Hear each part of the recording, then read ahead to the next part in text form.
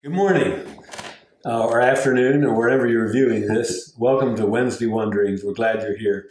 We're going through the Hebrews chapter 11, the Hall of Fame of Faith, and today we're picking it up at verse 30, and it talks about Jericho and Rahab.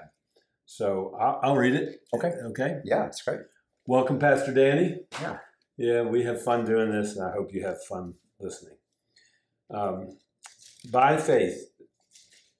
By faith, the walls of Jericho fell after the people had marched around them for 7 days. Now, I'll start out. What makes this remarkable is the Israelites really had no army per se. They had no siege engines. Right. They had no artillery. And walled cities were a significant obstacle. You know, today they wouldn't be, of course, and after cannons came along, they really weren't much use anymore, castles and walled cities. But walled cities in the time of Israel and the Ammonites and the rest of the ites, were very significant. Yeah. They could hold out for a long, long time. And but faith here is not what men could do, but what God could do, isn't it? Right. And this whole chapter is sharing about how God is using these normal people and sinful people just like you and me to make an impact in his kingdom, and how he is at work constantly. Yeah. So actually the fall of Jericho sent significant fear to the neighboring country, but because Jericho was a strong city-state. Right. And, right. So now we come to the very interesting character, and that is Rahab. So by faith, the walls of Jericho fell after the people had marched around them 7 days. And by faith, the prostitute Rahab, because she welcomed the spies, was not killed with those who were disobedient. Yeah. Now, Rahab was a prostitute. She lived in Jericho, and against all odds, she believed in the God of Israel. Right.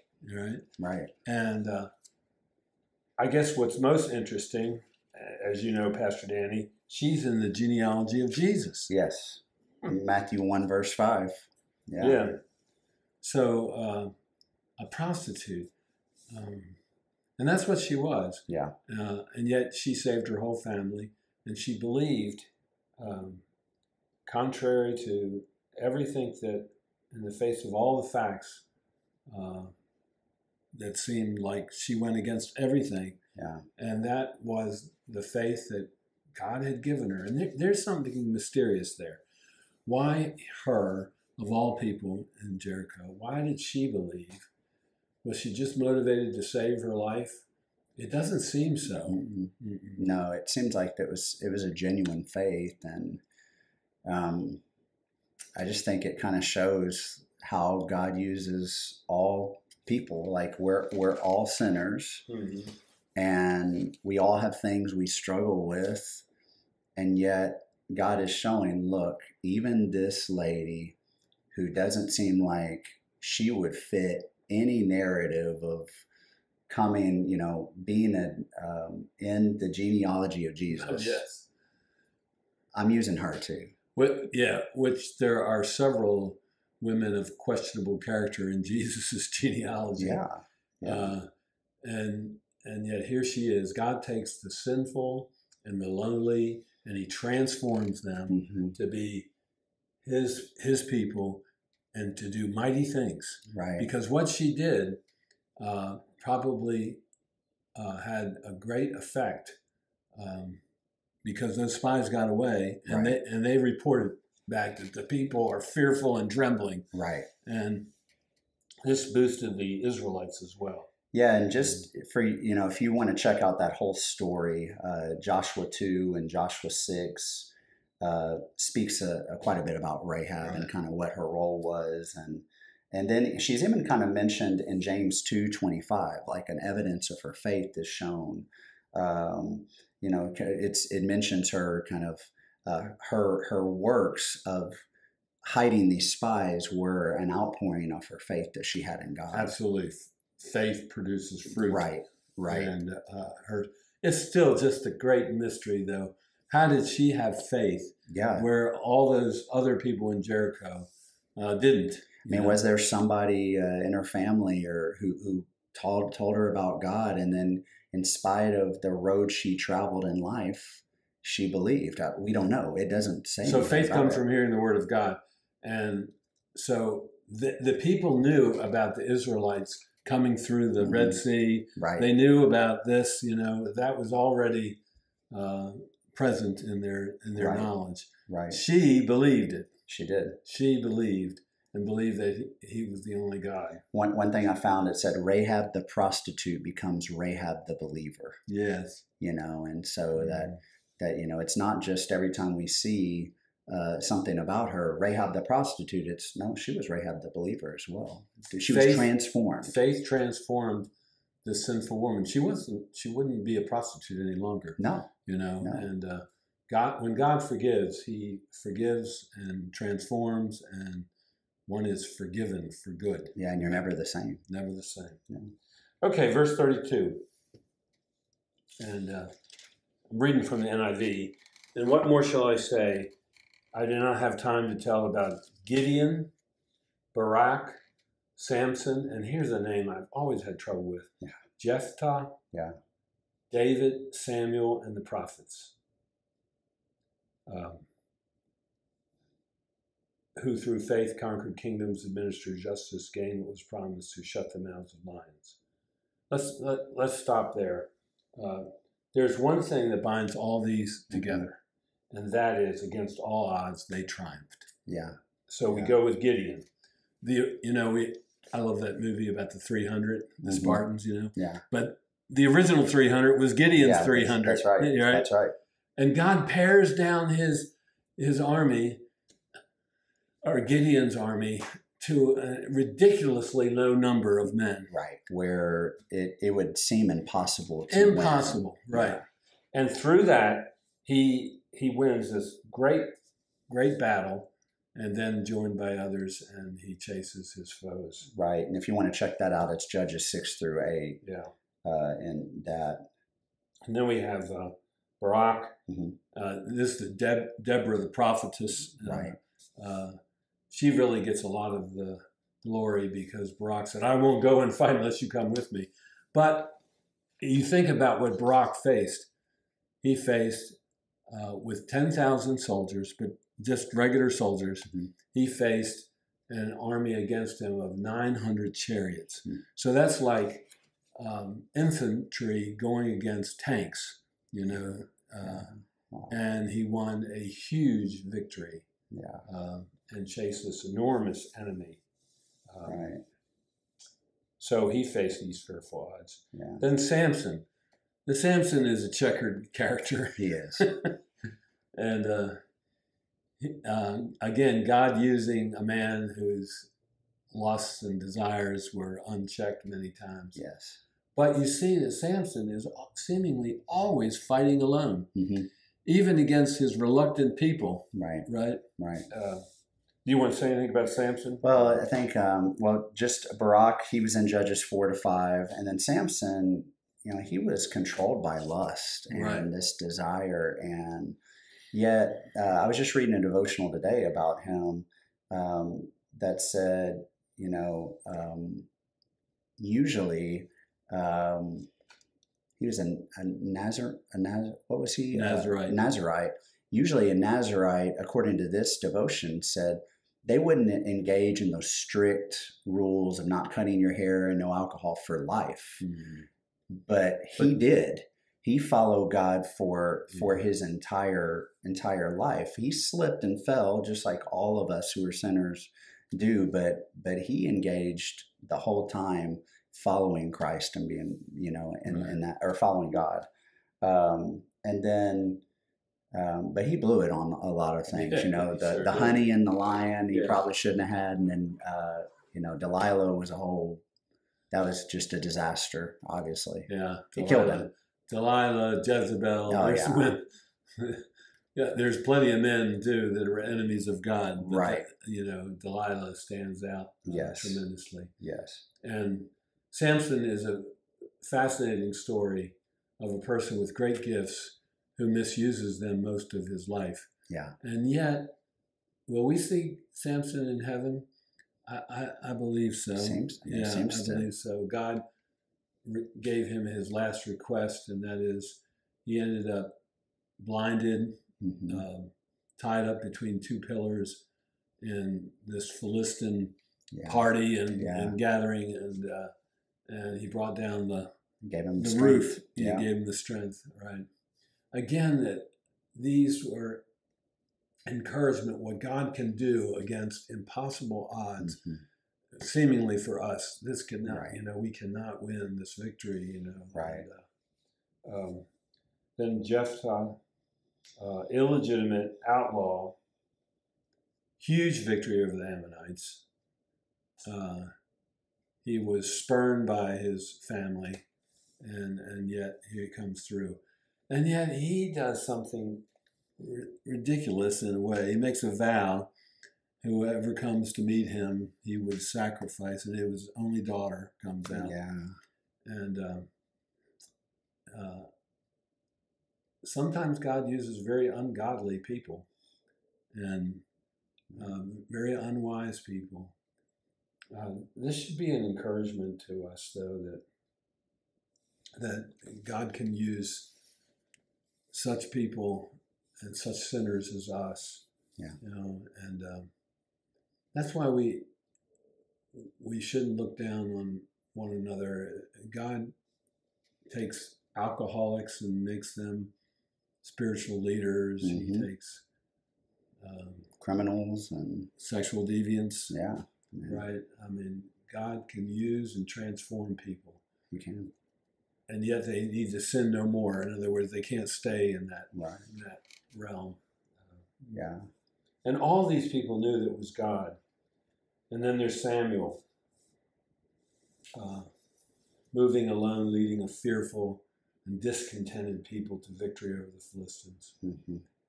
When Samuel was at its height, the Philistines were just toying with the Israelites, raiding them, killing them, doing whatever they wanted. Samuel rose up. He wasn't a general, he wasn't a soldier in a sense, but he was tremendous faith in God and belief that come together, believe in your God, and he'll fight for us. Right. God always does. Right. And just that prophet, just to share the message that God had given him with the people. And David, a man after God's own heart. Right. The victories. In the early times, he was always an underdog, right?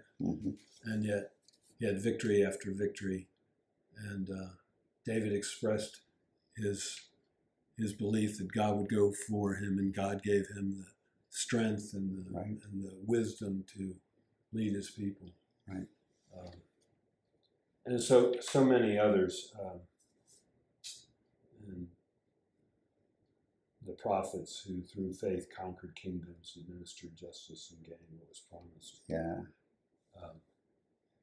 Quenched going on to verse 34, quenched the fury of the flames, escaped the edge of the sword. His weakness was turned to strength, became powerful in battle, and routed foreign armies. Yeah. That kind of reminds us of Isaiah 43, verse 2. When you walk through the fire, you will not be burned. And Daniel, Shadrach, Meshach, and Abednego, and Daniel in the lion's den, and kind of reminds us of, in summary, other people who God used who were faithful and who were human beings just like us. And he used them in a powerful and awesome way to impact the kingdom for his glory. Yeah, they did incredible things, endured and persevered because of faith.